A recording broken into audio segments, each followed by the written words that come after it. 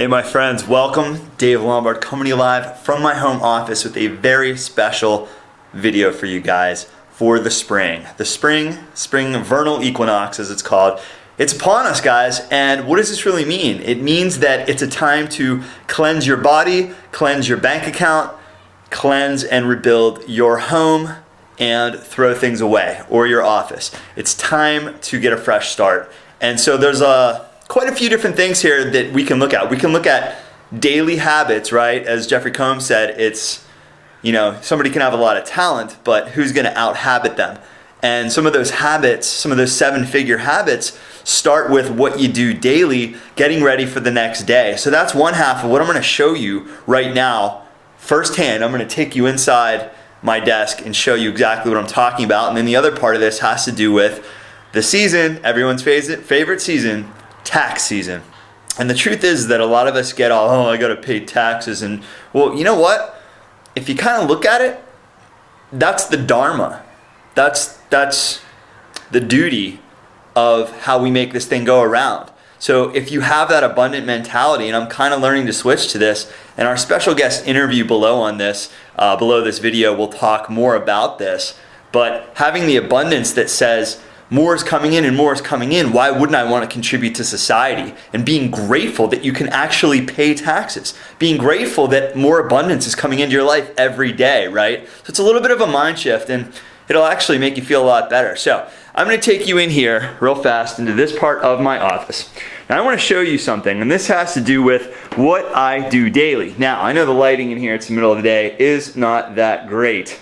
And this new office, we've got to put some lights up here. I mean, we got this tall ceiling. It's like a 20-foot ceiling, but we need to get some lights in here. So what I want to show you is, this is what my desk looks like, okay? I have to do this. I'm somebody who is a recovering slob, unorganized procrastinator. Maybe some of you can relate, right? So when we're in overwhelm, when we procrastinate, there's stuff everywhere, and we sit down at our desk, and we go on Facebook and we just peruse. And is that even a word? Peruse.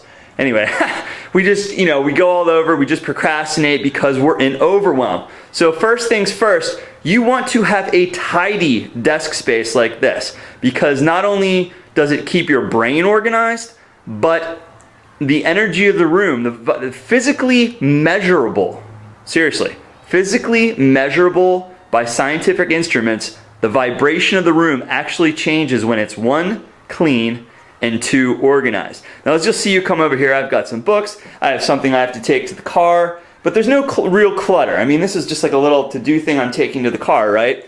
And, got some water bottles, got some things over here, and got my whiteboard. What's at the forefront of the mind is at the forefront of the thoughts.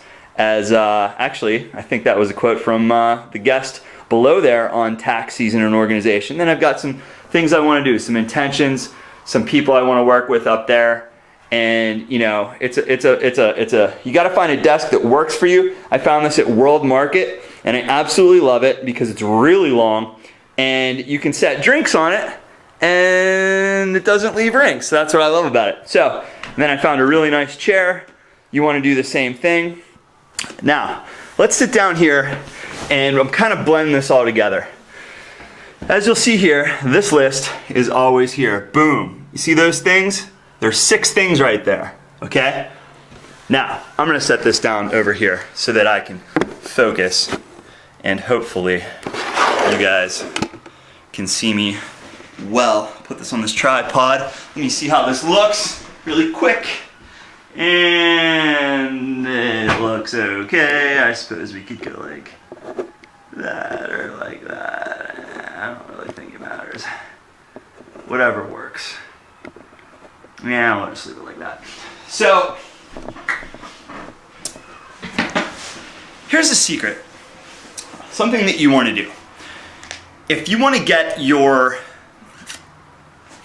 days to be smoother, there's something I learned from a Deca millionaire who has since passed. He's actually a partner of mine. I did some consulting, some work with him. I was a webinar sales trainer for one of his companies a little while ago.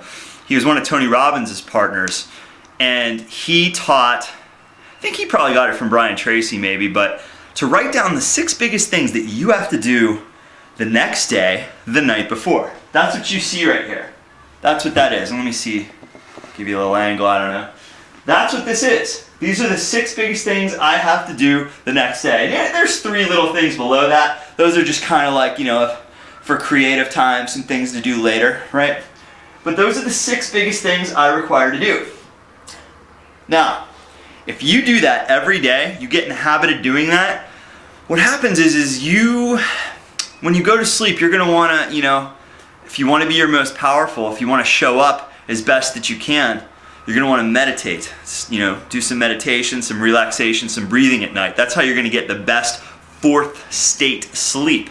However, before you do that, one thing, more than one thing, but one piece that can let your subconscious actually work on the problems or the challenges or the goals or the initiatives that you want to do is by making a list before you go into REM, before you go to sleep. And your subconscious will work on creative ideas, manifesting resources out there in the ether to pull things together for what it is that you want to do. That's kind of the power of it, aside from just being organized. Now, on top of that, having the 6 things you want to do the next day, another huge tip, which is also kind of talked about more in depth below in the audio interview, is writing down the names of the people that you're going to speak with the next day and the phone numbers that you're going to call and connect with, whether they're new leads with phone numbers, new clients, new business partners, whatever it is, calling with certain, targeted people, which I hate using that term,